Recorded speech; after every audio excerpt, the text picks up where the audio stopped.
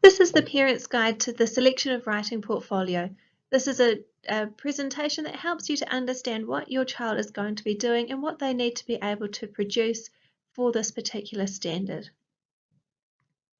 The purpose of this guide is to explain the marking criteria so you know what your student or your child will be assessed on, to make sure you understand the assessment so you know what your child needs to produce at this level, and it's to show you ways that you can be involved in their assessment. To start with, I just need to really clearly show you what you can't do to ensure authenticity. So we need to make sure that the work is all your child's own. So that means that you can't write any part of the assessment for your child, and it means you can't proofread their work for them or edit it. You can't go through their work with a red pen and highlight any mistakes. You can't tell them what words are spelled incorrectly or where there are missing full stops, those sorts of things.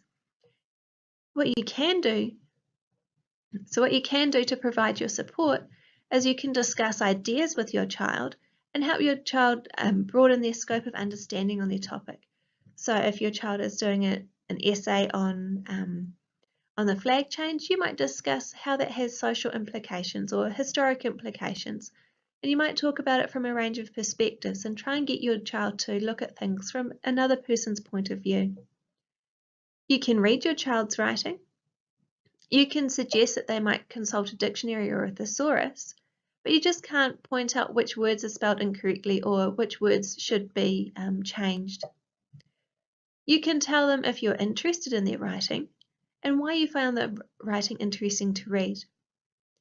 You can also tell them if you didn't find their writing interesting and why it didn't. Audience engagement is a big part of what's being assessed and what they need to be able to do. So if you're not interested in their writing, it's really important that you do tell them, and you tell them why you weren't interested so that they can go back and they can make some changes to the work. So what's being assessed? Their spelling, their grammar, their punctuation. These things are all being assessed, so it's really vital that the students are presenting their very own work here. Their ideas are being assessed, the use of language features and the perspectives that they present are being assessed. So for marking, what's being marked in these assessments, firstly their ideas.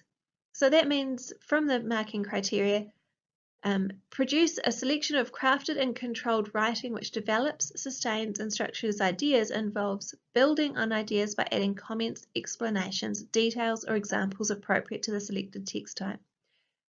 So that means at level 2 it's not appropriate for them just to say their opinion or just to state a fact. They need to be really thinking deeply about those facts and those opinions and say why they came to those conclusions. They've added in details, they've put in research, they've put in their own opinions, they've made deductions, and that's all presented in their writing. They're making connections between ideas throughout a piece of writing. So that means that every paragraph is linked, everyone shows how it's answering the question or presenting one idea.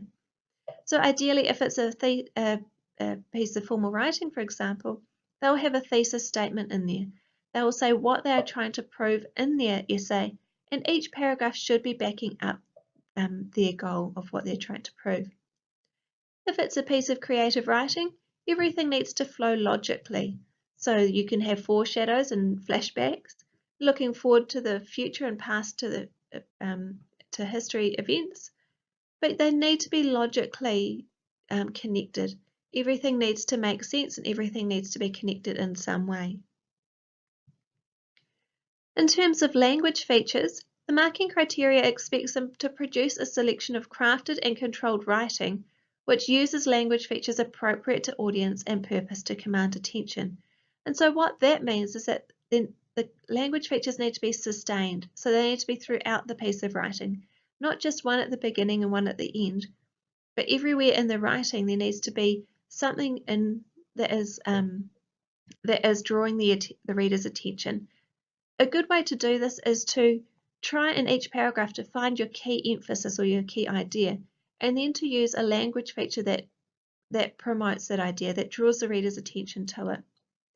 It could be inventive and it needs to be articulate use. So everything is clear, there's not extra words, I call it the waffle and the cream and the maple syrup if the students are using too much extra word or too many extra words. They need to be articulate. A distinctive personal voice is also marked.